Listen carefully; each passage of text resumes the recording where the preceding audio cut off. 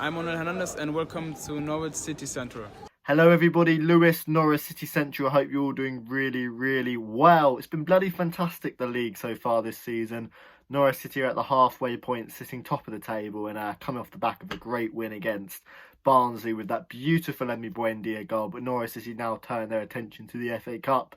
Of course, a magical FA Cup run last season, with one of my most memorable and favourite games I've been to, and I'm sure a lot of others as well. Of course, that brilliant night at Tottenham Hotspur Stadium where Norwich City got through to the quarter-finals for the first time in 28 years, and those brilliant Tim Krul heroics.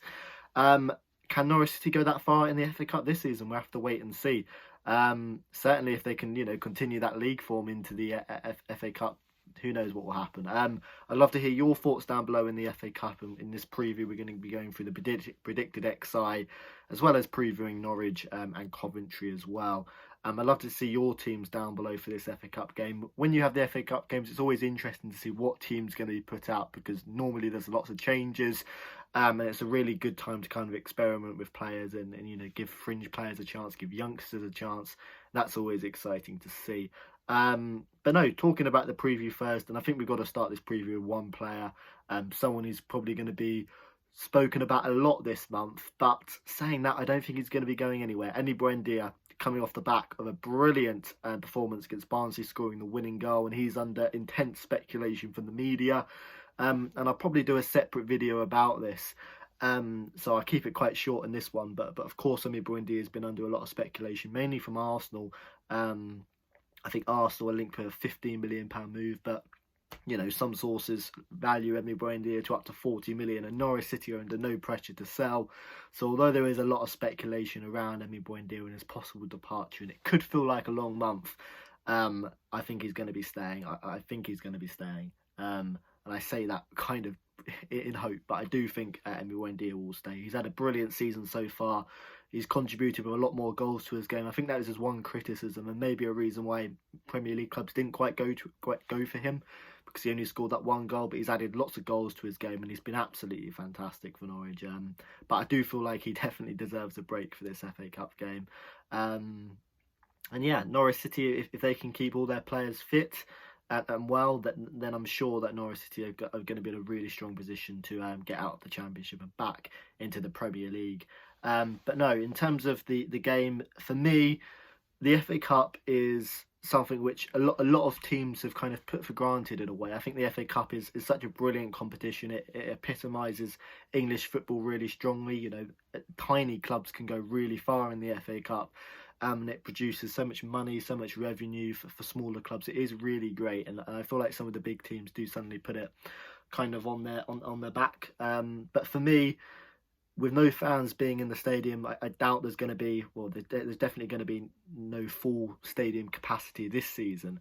And for that reason, I don't think Norwich City should be prioritising the cup, particularly when you focus on we're trying to get out of the league, and for me, there's been so many games this season. Of course, the Championship season started late, so they've had to cram lots of games in. I think there was 8 or 9 games in December, which is just ridiculous. So the fact that we got the FA Cup as well, it will be very dangerous to play all of our first team players, and for me it offers a really good opportunity to play some of the youngsters, to play some of the fringe players, to see what they can do, because the last thing you would need is more injuries. We saw Tim Krul get injured, have a 6-week hamstring issue, which he's only just come back from because of the amount of games. Lots of hamstring injuries, not just for Norwich but lots of clubs. And it is probably a good situation to rest players. And coming up against Coventry as well, who played earlier on in the season in a 1-1 draw at Carrow Road. I remember having a ridiculous amount of injuries that game. I think we only had 12 or 13 fit players, and Norwich City do have a relatively big squad in comparison to a lot of other teams. But for me, play the fringe players for this one. And although I loved the Tottenham game and the incredible run we went on, and being with 9,000 fans, it was such an incredible day. For me, this is one of those games where you just play the fringe players. It's going to be on TV, it's going to be no fans. The FA Cup's going to feel slightly more soulless than it has in previous years, and I think that's the way it should be. In terms of the predicted XI in goal, despite saying all of that, we haven't really got another keeper. For me, I would still play Tim Krul. You've got the possibility of Dan Barden, but Tim Krul just for one game is going to be absolutely fine. There's not another game for a week's time, so you can play Tim Krul. It would have been a good opportunity to play McGovern, but for me, Tim Krul goes and goal. Back four of Quintilla, Gibson, Zimmerman, and Max Aaron. So that is still quite a strong kind of back line. For me, we haven't got another right back, so Max Aarons has got to play. And he's been incredibly fit this season, and I'm sure he can play another game. And in terms of the centre backs, Christoph Zimmerman probably comes back into the side. We haven't really got any other centre back options. You could maybe play the young Irish centre back. That's potentially an option, but for me, I would go Zimmerman and Gibson, and left back Harry Quintilla. Sorensen's done really well. He's managed to keep his place, but it's a good opportunity to bring Xavi back into the field now. A perfect opportunity for him.